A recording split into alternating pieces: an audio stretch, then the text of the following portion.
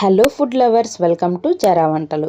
ఈరోజు మనం Rajasthan special sweet అయిన గేవర్ రెసిపీ ఇంట్లోనే చాలా ఈజీగా ఎలా తయారు చేయాలో చూద్దాం. చూడ్డానికి చాలా యూనిక్గా ఉండే ఈ క్రిస్పీ గేవర్ స్వీట్ను చాలామంది ఇంట్లో చేయడం కష్టమని అనుకుంటారు. కానీ ఈ వీడియోలో నేను చెప్పే టిప్స్ అండ్ ట్రిక్స్ ఫాలో అయితే పర్ఫెక్ట్ గేవర్ని మీరు కూడా ఇంట్లోనే చాలా ఈజీగా తయారు చేసుకోవచ్చు. ఈ వీడియోలో పర్ఫెక్ట్ బ్యాటర్ కన్సిస్టెన్సీ నుంచి గార్నిషింగ్ వరకు ప్రతిదీ స్టెప్ బై స్టెప్ క్లియర్గా చూపిస్తాను, కాబట్టి వీడియోని ఎక్కడ స్కిప్ చేయకుండా లాస్ట్ వరకు చూడండి. దీనికోసం ఒక గిన్నె తీసుకొని అందులోకి చిన్న కప్తో నెయ్యి వేసుకోండి. ఈ కప్తో తీసుకుంటున్నాను. ఇప్పుడు ఐస్ క్యూబ్ని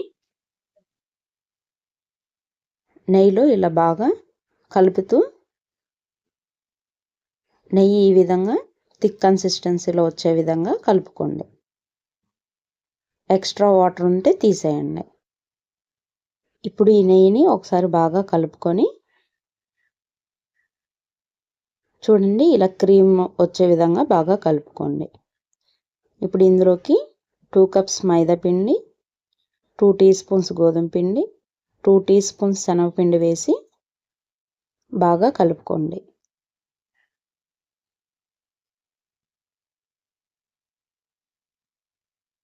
చూడండి, ఈ విధంగా రావాలి. ఇందులోకి 1/2 గ్లాస్ పాలు వేసుకొని బాగా కలుపుకోండి.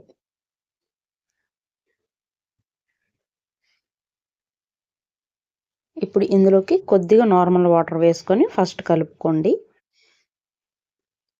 తర్వాత చల్లని వాటర్ వేసుకొని దోశ బ్యాటర్ లాగా కలుపుకోండి. బాగా కలుపుకున్న తర్వాత ఒక గిన్నె తీసుకొని స్ట్రైనర్ పెట్టి ఈ బ్యాటర్ని వడకట్టుకోండి. పిప్పి ఎక్స్ట్రా ఏమన్నా పలుకులు ఉంటే పోతాయి. చూడండి, ఈ కన్సిస్టెన్సీలో ఉంటే సరిపోతుంది. ఈ కన్సిస్టెన్సీలో లేకపోతే కొద్దిగా వాటర్ వేసుకొని కలుపుకోండి. ఇందులోకి ఒక అరబద్ద నిమ్మరసం పిండుకొని బాగా కలిపి పక్కన పెట్టుకోండి. ఇప్పుడు స్టవ్ ఆన్ చేసి ఒక గిన్నెలో ఆయిల్ వేసుకొని ఆయిల్ని హీట్ చేసుకోండి. ఇప్పుడు ఫ్లేమ్ని మీడియం ఫ్లేమ్లో పెట్టుకొని బ్యాటర్ని ఒకసారి బాగా కలుపుకొని కొద్దిగా బ్యాటర్ని తీసుకొని ఆయిల్లో వేసుకోండి. ఒకేసారి వేయకండి, పొంగి ఆయిల్ అంతా బయటకు వచ్చేస్తుంది. కొద్దిగా వేసుకోండి. వీడియోలో చూపిస్తున్న విధంగా కొద్దిగా వేసుకోండి. ఇలా వేసుకున్న తర్వాత మధ్యలో హోల్ చేసుకుంటూ మళ్ళీ బ్యాటర్ని కొద్దిగా వేసుకోండి. ఆ పొంగు ఆగిపోయేంత వరకు వేసుకోండి. ఇప్పుడు నైఫ్ తీసుకొని సైడ్ అంచుల్ని ఒకసారి కదుపుకోండి. ఇప్పుడు ఫ్లేమ్ని హై ఫ్లేమ్లో పెట్టుకొని నూనెలో బాగా ముంచుతూ ఫ్రై చేసుకోండి. చూడండి ఎంత బాగా వచ్చిందో. ఇప్పుడు దీన్ని ప్లేట్లోకి తీసుకోండి. ఎక్స్ట్రా ఏమన్నా ఉంటే ప్లేట్లోకి తీసుకొని పక్కన పెట్టుకోండి. ఇప్పుడు మళ్ళీ బ్యాటర్ని ఒకసారి బాగా కలుపుకొని వీడియోలో చూపిస్తున్న విధంగా కొద్దిగా ఆయిల్లో వేసుకుంటూ ఫ్రై చేసుకోండి. మధ్యకి హోల్ చేసుకుంటూ మళ్ళీ బ్యాటర్ని వేసుకుంటూ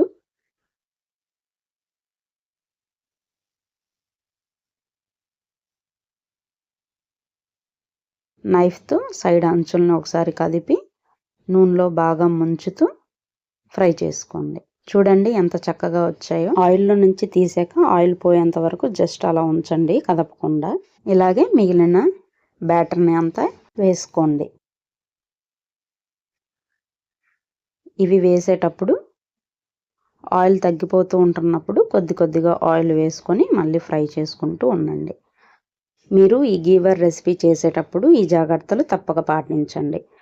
ఆయిల్ గిన్నెకి సగం కంటే తక్కువ ఉండేలా చూసుకోండి. మరీ ఎక్కువగా ఉంటే ఆయిల్ పొంగి బయటికి పోతుంది. బ్యాటర్ని వేసుకునేటప్పుడు కొద్దిగా వేసుకోండి. ఒకేసారి గెరెట్తో వేస్తే ముద్దగా అయిపోతుంది, గేవర్ రాదండి. ఆయిల్లో నుంచి గేవర్ తీస్తున్నప్పుడు ఎక్కువగా కదపకుండా జస్ట్ అలా ఉంచేసి ఆయిల్ పోయాక ప్లేట్లోకి తీసుకోండి. అంతే. ఈ జాగ్రత్తలు పాటించి నేను చెప్పిన విధంగా ట్రై చేస్తే ఫస్ట్ టైం చేసే వాళ్ళకైనా చాలా ఈజీగా గేవర్ రెసిపీని తయారు చేసుకోగలరు. చూడండి ఎంత బాగా వచ్చాయో. ఎప్పుడూ తినే స్వీట్స్ కాకుండా ఒక్కసారి ఈ విధంగా గేవర్ రెసిపీని ఇంట్లో తయారు చేసుకొని ఎంజాయ్ చేయండి. చాలా అంటే చాలా బాగుంటుంది. ఇప్పుడు గార్నిషింగ్ కోసం ప్యాన్ తీసుకొని అందులోకి 1/2 లీటర్ పాలు పోసుకోండి. ఇందులోకి 1 కప్ మిల్క్ పౌడర్ వేసుకొని గడ్డలు లేకుండా బాగా కలుపుకోండి. ఇప్పుడు స్టవ్ ఆన్ చేసుకొని ప్యాన్ని స్టవ్ పై పెట్టుకొని 1 కప్ షుగర్ వేసుకొని బాగా కలుపుతూ ఉడికించుకోండి.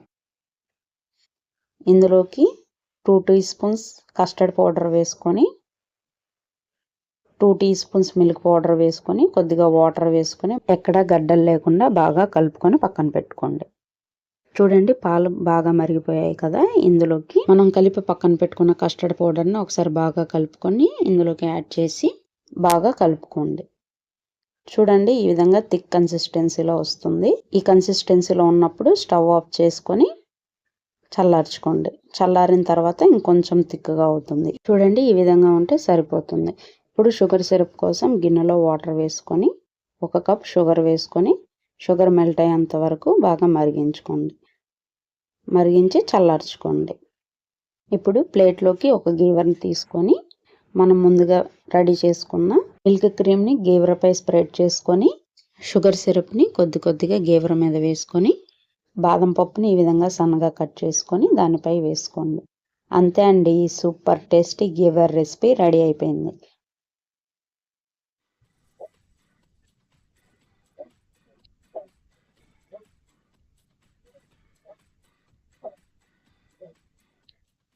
మీరు తప్పక ట్రై చేయండి. చాలా అంటే చాలా బాగుంటుంది. టేస్ట్ మాత్రం నెక్స్ట్ లెవెల్ ఉంటుంది.